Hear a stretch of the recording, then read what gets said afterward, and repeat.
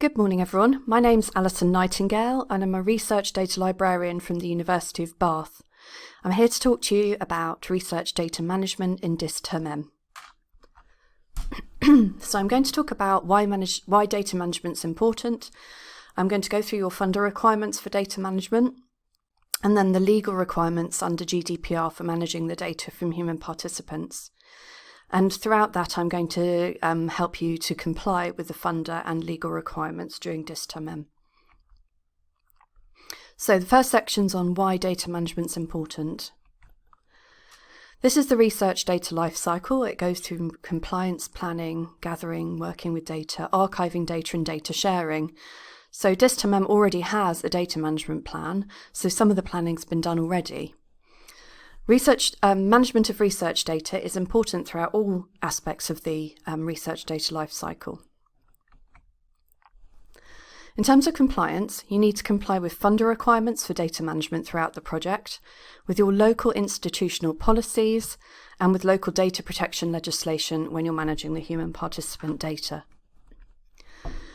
DisTerrMem has a data management plan which sets out how the data will be managed throughout the duration of the project. This data management plan should be reviewed at regular intervals to make sure that it's kept up to date and reflects the data that are being generated during the project. During the period of data collection and analysis for the project, you should ensure that data are kept safely and securely and they're backed up regularly for two reasons. Firstly, because you're collecting human participant data and you have a legal requirement to do so. Secondly, accidents happen. Laptops get stolen, data may be accidentally deleted or lost. Therefore, the data you collect and process should be protected against loss, destruction, accidental deletion and breach of data protection legislation. This means that ideally, the data sets will be stored on secure storage or for physical data stored in safe, locked cabinets. Access to data should be restricted to members of the research team that require access for that project. And any identifiable personal data should be held on encrypted storage to prevent accidental breach of data protection legislation.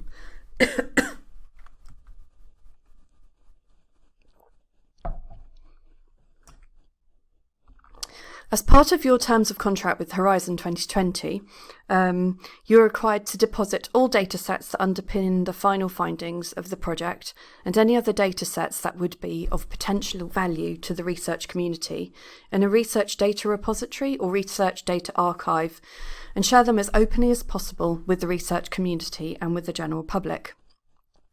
Clearly, you should have consent for sharing of anonymised data from study participants, and you should ensure that data are fully anonymised before deposit, publication and sharing. It's important that you're aware of the information about the datasets will be needed by the research data repository or research data archive, and that your data files are clean, tidy and well documented ahead of deposit. So I'm going to go through the expectations of Horizon 2020 in terms of their research data pilot, open data pilot. The Horizon 2020 Open Data Pilot supports the FAIR data principles. These are that the data should be findable, and this means that the data are archived in a data archive or repository that will allow people to search for and find the dataset online, and this is just at the end of the project. The data should be accessible. This means that they can be accessed without a charge from a recognised data archive. So when you're looking for an archive, you need to find one that doesn't pay for people to access the data. The data must be interoperable, and this basically means that they have been archived in a format that can be opened by a range of programs. So an example of this would be, instead of archiving a Word document for a transcription, you would archive a rich text file format. So you'd use the Word file format during the project, but then right at the end of the project, that anonymised transcript would be saved in rich text file format, or RTF. The data must be reusable, which means that they are well documented so that other researchers can use and understand the data. So that would include documentation such as the code books, any decisions that would be made on data, and any anonymisation processes that were conducted. Horizon 2020 recognises that not all data can be entirely open access, and that some data must be safeguarded either because of the sensitivity or because you haven't yet completed your analysis. They allow for restrictions to be placed on the dataset, such as granting access only to bona fide researchers or by placing embargoes on release of the data. The requirements of Horizon 2020 are that the data must be identified in a persistent manner using community conventions and described using rich metadata.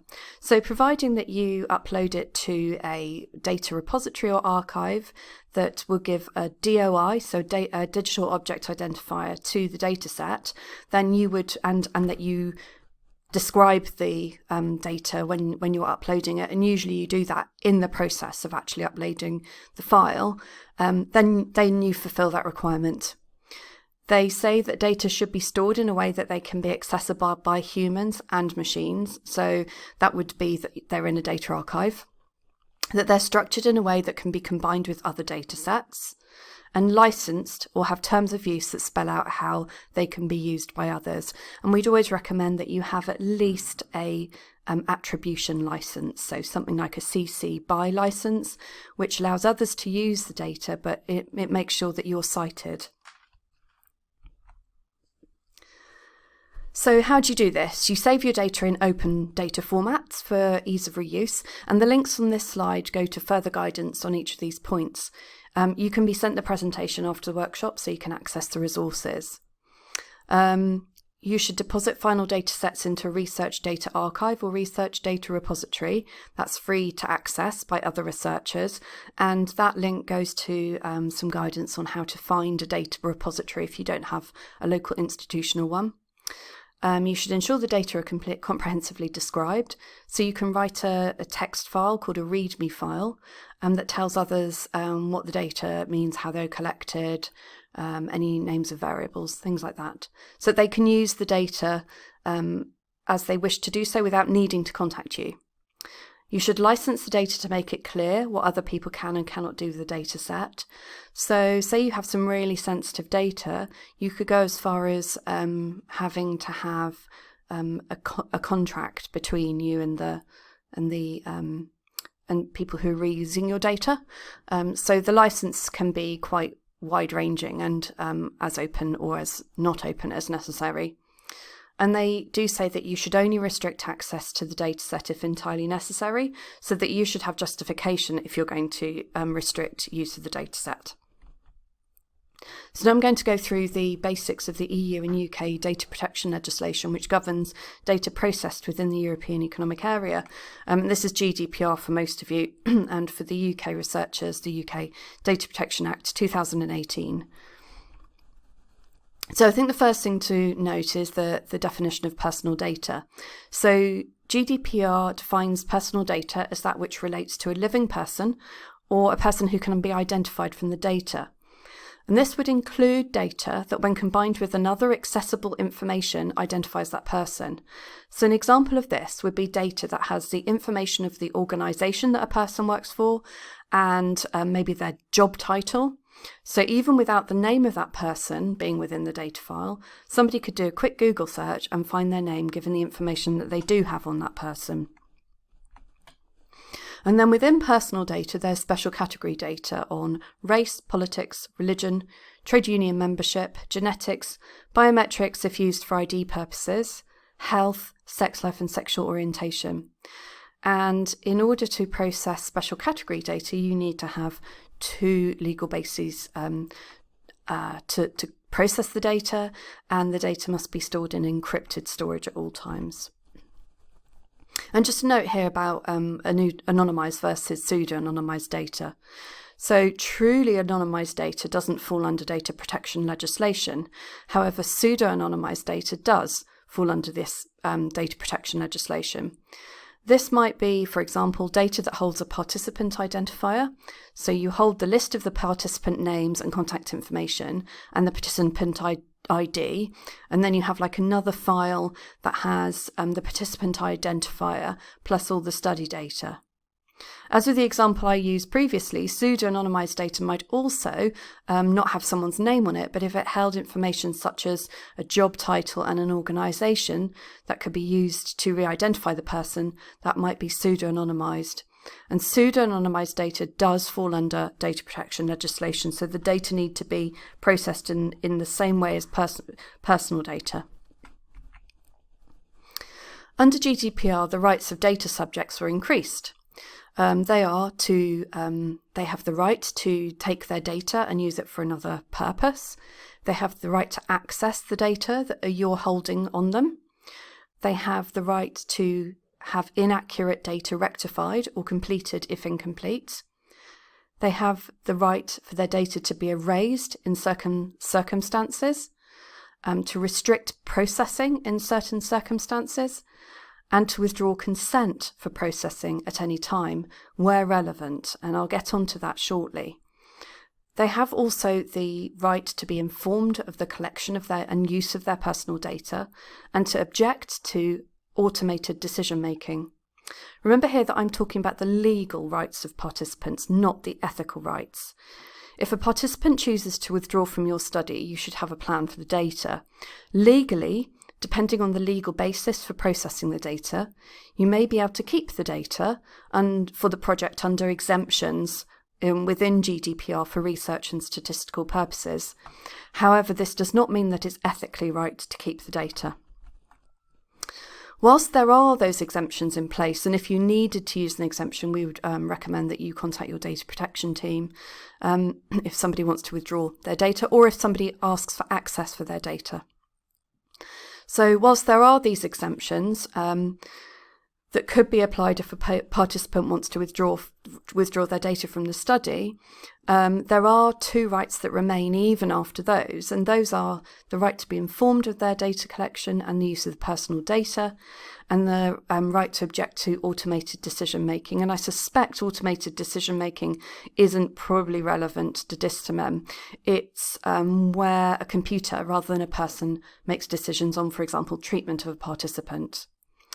The key really here is that you should ensure that you fully anonymise the data as early on as possible and delete the personal data when it's no longer needed. If the data are completely anonymised at the time that a participant wants to withdraw from the study, then it won't be possible to identify their data, which means it won't be possible to withdraw from the study, and the data also then don't fall under data protection legislation.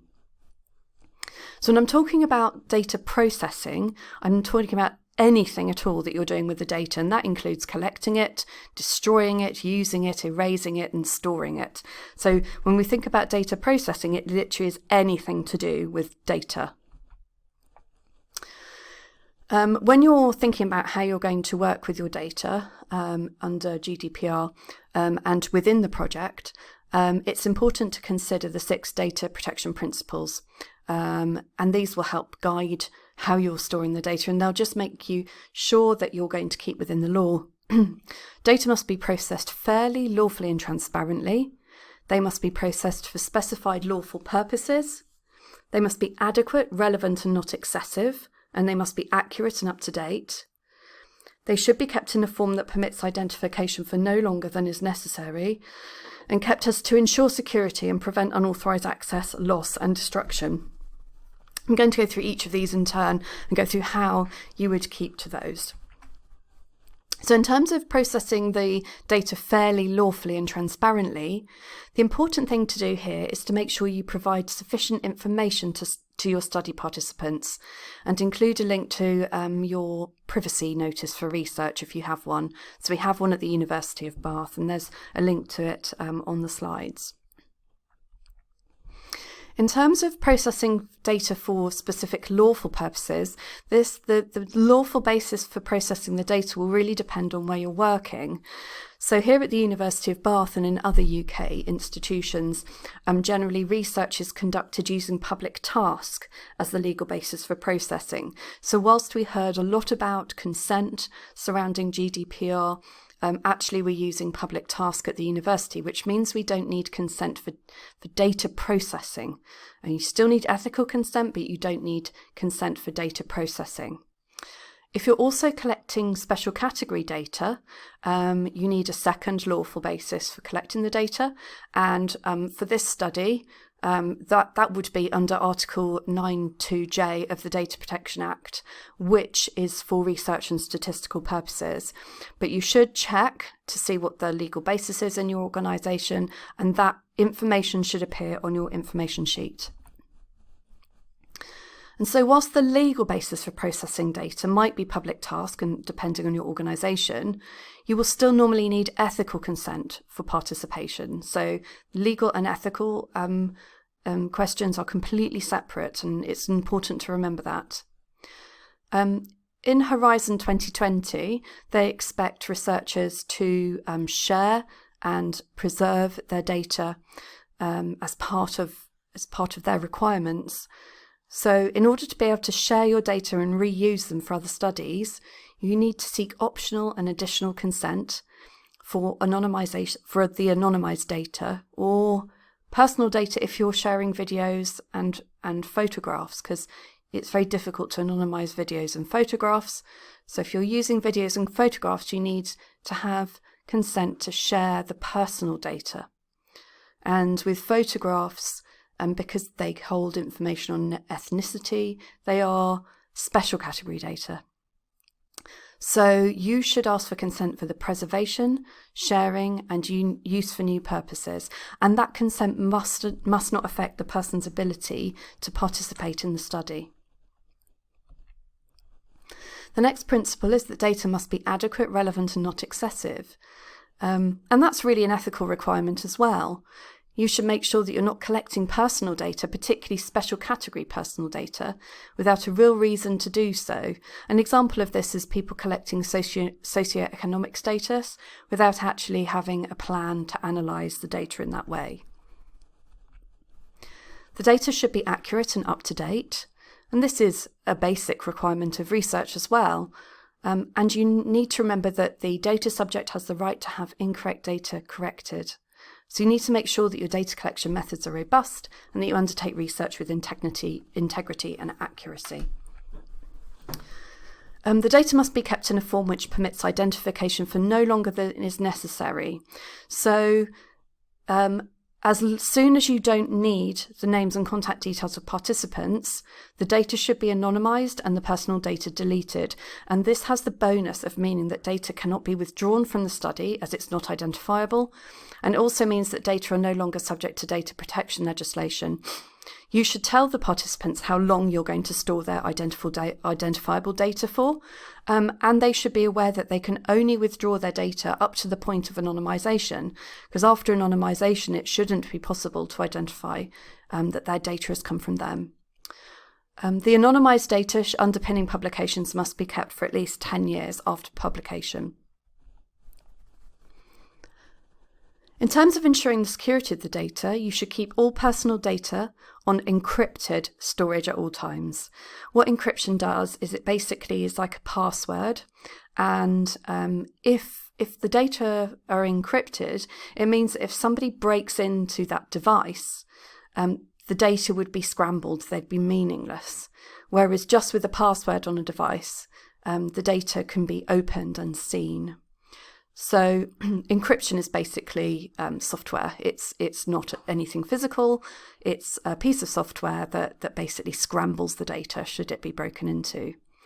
So what we recommend is that all your mobile devices, laptops, external hard drives, anything you're using to collect or process the data, the personal data, should be encrypted before you use it to hold personal data.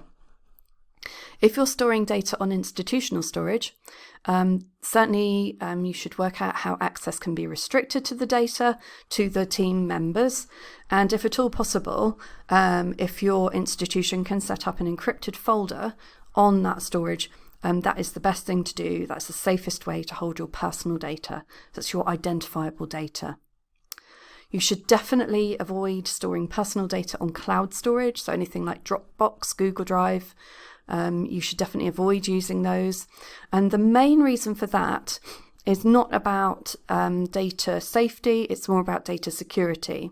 So it's not always possible to tell where the servers are, where the cloud storage servers are. And if they're physically located outside the EEA, storing the data would then be a breach of data protection legislation. So our recommendation is to store personal data in encrypted storage, and then store the pseudo-anonymized study data holding the study participant ID in separate storage. And this is my final slide. Just to note here that if there is a no-deal Brexit, the situation in terms of transferring data into the UK are somewhat complicated. So in the case of a no-deal Brexit, you would not be allowed under GDPR to transfer personal data to the UK from the EEA unless it's fully anonymised. I should note here that if you need to transfer personal data, so not anonymised data, but personal data between collaborators, there should be a data sharing agreement in place in any case. So if there's a no-deal Brexit, you should only be transferring anonymised data. Where at all possible throughout the whole project, you should only transfer anonymised data to each other. If you have to transfer personal data, then that should be done with a data sharing agreement. You will still be able to transfer personal data from the UK to the EEA because that is part of our data protection legislation. But again, I should say, if you're transferring personal data, then it should be done over a secure network connection or a secure file transfer service, and it should be subject to a data sharing agreement. Make sure that you have a time for anonymization before data sharing if needs be. So say if you're transferring personal data, you'll need a data sharing agreement in any case, regardless of whether we have a deal or no deal Brexit. And if you need any advice on data protection throughout the project, then you can contact your organisation's data protection team or data protection officer regarding regarding data protection. So I'll be here to take questions after this recording. We do have extensive guidance on data management on our web pages, including transferring data to other people, for example, to transcription services, and they can be accessed. The guidance can be accessed anywhere using the GoBath address on the slide. Thank you very much.